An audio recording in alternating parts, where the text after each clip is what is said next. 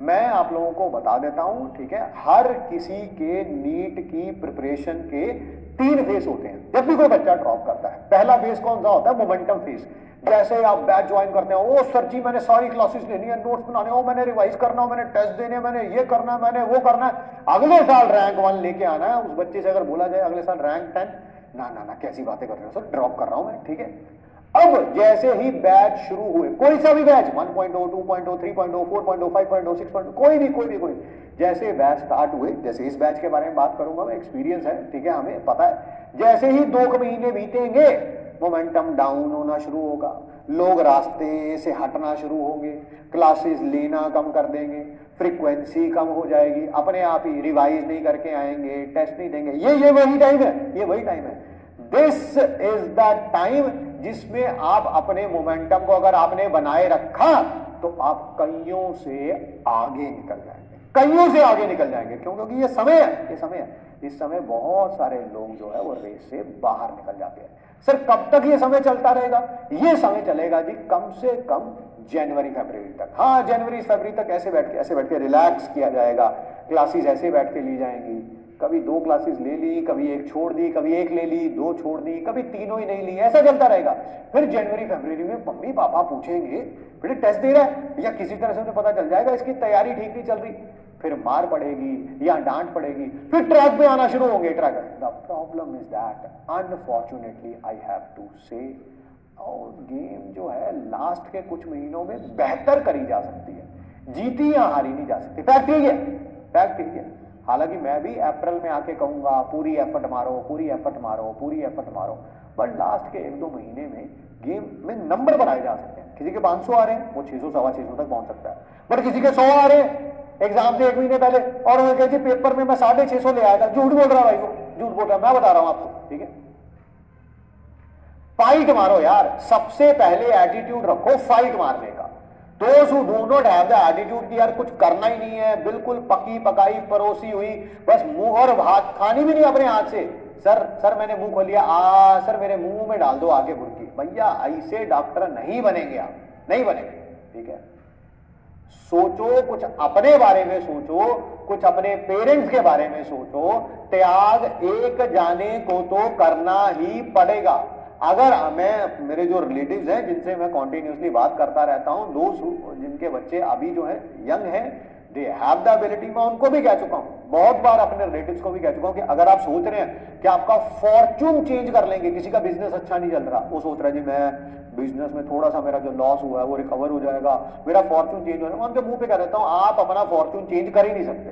Fact है, अब आपका बच्चा ही आपका फॉर्च्यून चेंज करेगा।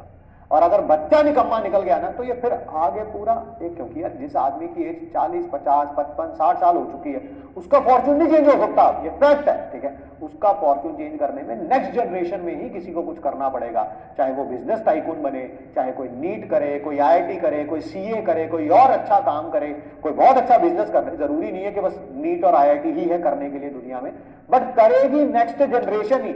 अब 60 साल के आदमी से आप ये नहीं एक्सपेक्ट कर सकते कि किसी के फादर जो है वो रिक्शा ड्राइवर हैं या ऑटो चलाते हैं या सब्जी की रेडी लगाते हैं या मजदूरी करते हैं, ओहो उसके 60 सालों से जो नहीं हुआ, अभी पापा 4 साल और मजदूरी करेंगे और हम इस गर्त से निकल जाएंगे। No, one person from this generation has to sacrifice his life for few years। अगर वो आप नहीं होंगे, देख लेना, अगर आप नहीं होंगे इस बात को याद रख लेना, वीडियो को रिकॉर्ड करके कहीं साइड में रख लेना, पूरी जिंदगी अपने पास रखना और ये बात हमेशा सच पाई जाएगी। अगर वो आप नहीं होंगे then it will be your next generation. अगर आपने इस जनरेशन में कुछ फाइट मार के, चाहे नीट, आईआईटी, सीए, सीएस, कोई बिजनेस टाइकून, किसी भी तरह का कोई बड़ा गेम चेंज नहीं किया, तो फिर आपकी बात आपकी नेक्स्ट जनरेशन पे आ जाएगी। फिर अपने बच्चों को कहेंगे हम कि अरे बेटा पढ़ लो, बेटा कुछ अच्छा कर लो, फिर वो नहीं करेंगे, फिर अगली नेक्स्ट जनरेशन, और ऐसे ही चलता रहेगा जब तक एक जाना आपकी फैमिली में त्याग करने के लिए तैयार नहीं होगा। जब तक वो यूट्यूब की रील्स में या इंस्टाग्राम, जो भी यूट्यूब शॉर्ट्स होती हैं, इंस्टाग्राम रील्स होती हैं, व्हाट्सएप होता है, ट्विटर होता है, और पता नहीं क्या क्या होता है, स्नैपचैट, फलाना ढिमकाना, गेम्स होती हैं, जब तक एक जना त्याग नहीं करेगा ये प्रोसेस चलता रहेगा, सर्कल की तरह चलता ही रहेगा। डिसाइड आप कर लीजिए आपको करना है या नहीं करना है। नहीं करना, अभी भी लाइफ में कुछ और करोगे, अच्छा करोगे, क्या पता कोई बहुत बड़े बिजनेस टाइकून बन जाओ यार। मैं तो मतलब कि आप जैसे लोग हमें कहीं आज से 10-15 साल बाद कहीं पे कुछ ऑफर दे रहे हो कि सर ये वाला काम करते हैं, आइए मिलके, ठीक है, दैट कैन हैपन, बट उसके लिए भी फाइट मारनी पड़ेगी। ऐसे नहीं होगा कि ये नीट की तैयारी छोड़ी दिनों दिन जो है वो बिजनेस टाइकून बन जाओगे, ठीक है।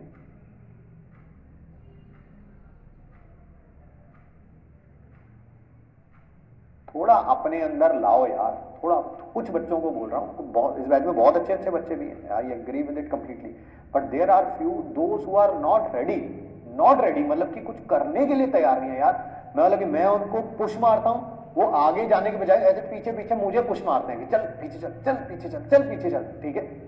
अरे भाई मिनिमम बातें हो रही हैं, मिनिमम, अभी तो मैक्सिमम की बातें ही नहीं हुई, ठीक है, मिनिमम बातें हो रही हैं, वो तो करो यार कम से कम। याद रख लीजिए, या आप और या आपके बच्चे, दोनों में से किसी एक को तो तैयार करना पड़ेगा। आप तैयार हैं, well and good, then otherwise wait for the next 20 to 25 years. जब आपके बच्चे 11th-12th में आएंगे तब उनको बोलिएगा नीट की तैयारी कर लो, आईआईटी की तैयारी कर लो, सीए बन जाओ, सीएस बन जाओ, बिजनेस टाइकून बन जाओ। उनको बोलना पड़ेगा, फिर उनको करना पड़ेगा। Option is yours.